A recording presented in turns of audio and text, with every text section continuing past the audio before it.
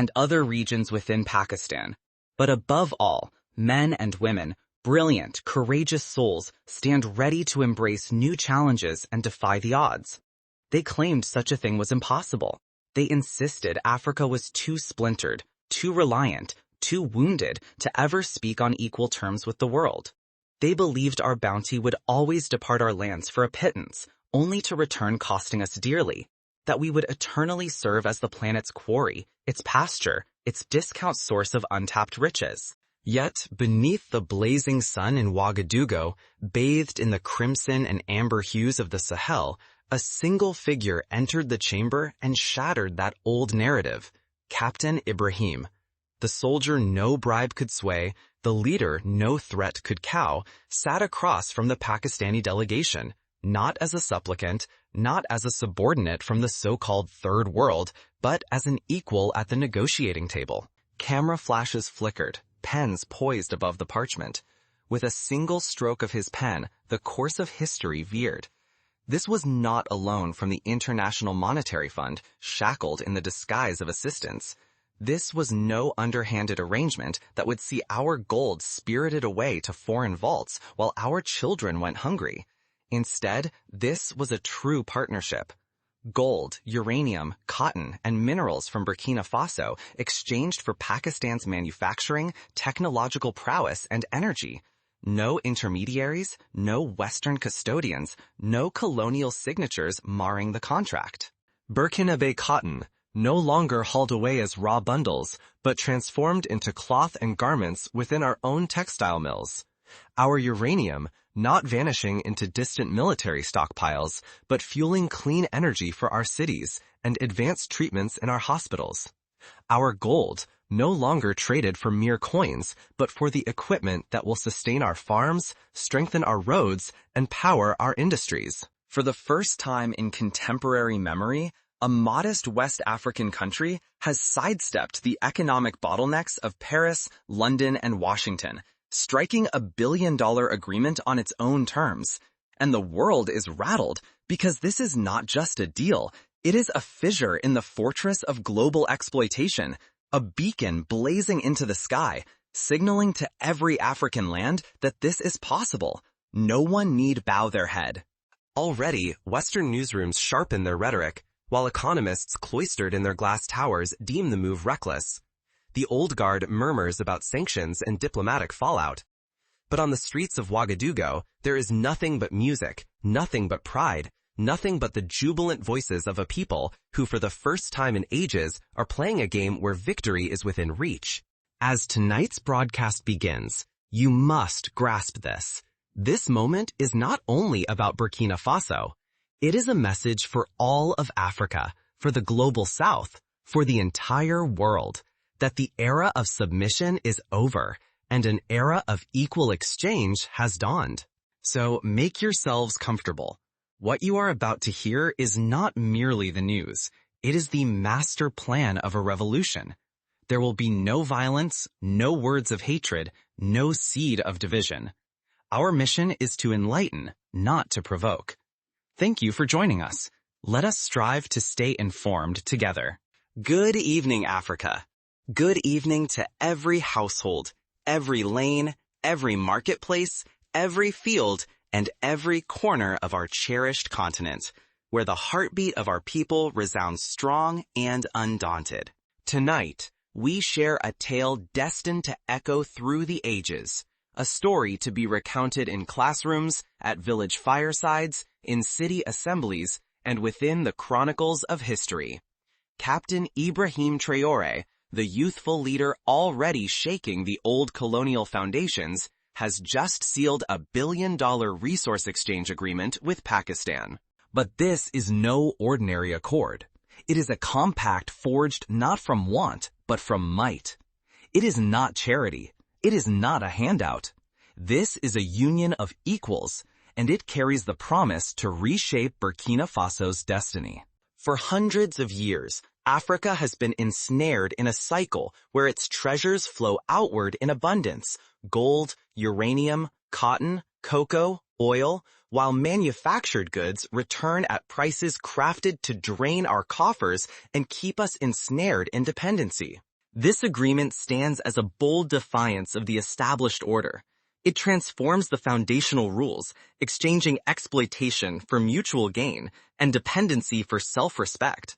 Through this landmark accord, Burkina Faso will provide Pakistan with its most prized assets, gold of unrivaled purity, uranium drawn from abundant deposits, top-tier manganese, and the highest quality cotton in all of West Africa.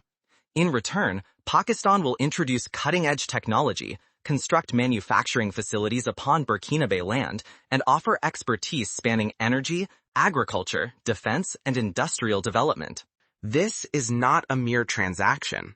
This is not another consignment of unprocessed resources to be refined far away. Instead, it is an equal exchange, strength for strength, commodities for machinery, minerals for infrastructure, cotton for textile factories, and uranium for advancements in medicine and energy production. The arrangement sidesteps Western-dominated trade channels, erases the authority of the International Monetary Fund and World Bank to dictate conditions, and grants Burkina Faso the ability to negotiate independently with another developing nation that knows all too well the sting of foreign control. When Traoré approached the signing table in Ouagadougou, flanked by Pakistan's representatives, his words carried the serene certainty of a leader aligned with history's tide.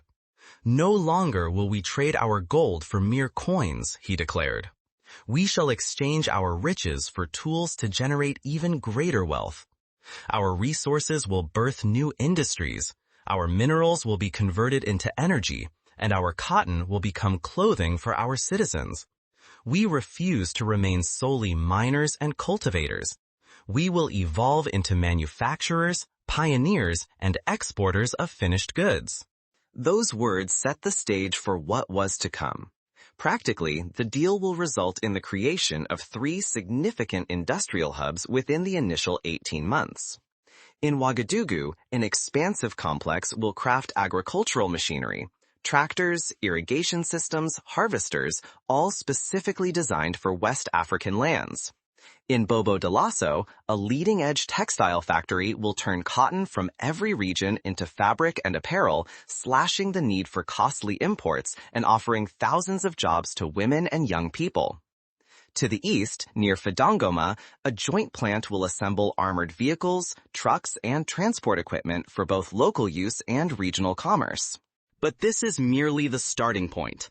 Pakistan has also pledged to erect a 200-megawatt solar energy facility, directly connecting to the national grid and ensuring steady power for thousands of homes and enterprises. In exchange, Burkina Faso will supply uranium under rigorous safety measures, guaranteeing its use is limited to peaceful fields such as nuclear medicine and clean energy. For the first time, our uranium will not vanish into the shadows of foreign military arsenals. Instead, it will illuminate and restore our continent. Economists are already assessing the enduring impact. The value of these new factories alone is projected to surpass the original billion-dollar estimate in less than 5 years. Once running at full capacity, these sites will slash Burkina Faso's import expenses by hundreds of millions each year, while generating fresh export revenue from goods sold throughout Africa and beyond. The opportunities for employment are immense. Projections indicate that more than 50,000 jobs, both direct and indirect, may arise from this collaboration within the first 3 years. Yet beyond the statistics lies something far deeper, a shift in mindset. For countless generations, children in Burkina Faso have been raised believing that Africa's survival depends on aid. This agreement sends a contrary signal. It teaches them that their homeland possesses treasures desired by the world, and that these assets can be traded on terms they themselves define. It assures them that the gold hidden beneath their earth can finance new schools, that their cotton can clothe their people, and that uranium from their mines can electrify their cities. And let there be no doubt, the eyes of the world are fixed upon them. Across Paris, London, and Washington, policy experts are urgently working to decipher the implications of these developments. For many years, Western powers have depended on the lack of unity among African states to sustain their dominance. Yet now, a nation in West Africa has forged ahead with a bold and autonomous trade agreement, partnering with a country outside the Western sphere, sidestepping established norms and rejecting the traditional playbook. What truly unsettles leaders in Western capitals is not merely the potential loss of access to Burkina Faso's abundant resources. The real anxiety stems from the precedent this sets. If one modest, landlocked nation can blaze this trail, what could prevent others from following suit? Already, faint voices in Mali, Niger, and Guinea are discussing similar barter arrangements with Asian nations. Leaders in these countries recognize the shifting landscape. Africa's destiny may well depend on breaking the cycle of raw material exports in exchange for cash and embracing exchanges that deliver equal value on both sides. Predictably, opposition has already begun to surface. We have witnessed this strategy before. Attempts to discredit national leaders in international media, sanctions disguised as concerns for democracy, and diplomatic efforts to force reconsideration of so-called reckless decisions. But Traoré foresaw these tactics. In his address to the nation just after the agreement was signed, he cautioned, "They will claim we are making a grave error. They will insist we are cutting ourselves off. Yet, separation from exploitation is not a curse. It is a blessing. Let them keep their pretended friends. We will hold on to our pride." This sense of dignity lies at the very core of this turning point. Ordinary people feel its power. In the bustling markets of Ouagadougou, women selling mangoes and tomatoes spoke of the hope that their children might work in the new factories this deal promises to establish. In distant villages, farmers dream of finally using homegrown tractors instead of waiting endlessly for foreign spare parts. Students in universities envision futures where their engineering knowledge can serve their own country, not just distant lands. Meanwhile, Pakistan benefits by securing dependable sources of valuable resources free from the political entanglements typical of Western mining conglomerates. This boosts Pakistan's stature as a manufacturing center and strengthens its partnerships with Africa, just as global alliances are shifting at a swift pace. This is not an act of charity by Pakistan. It is a calculated alliance where both sides stand to gain. Rare are the moments in recent times where African and Asian countries have engaged in such balanced exchanges.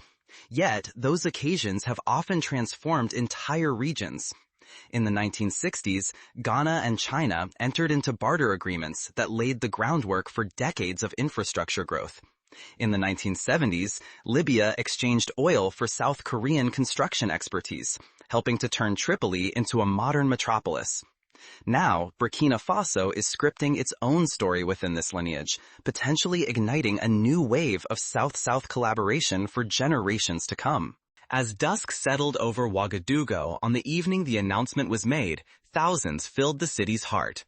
Drummers revived ancient rhythms not heard for many decades, celebrating this surge of national pride. Children carried small flags representing both Burkina Faso and Pakistan, a visible sign of friendship that transcended colonial boundaries. On a great screen, Traoré's speech played repeatedly.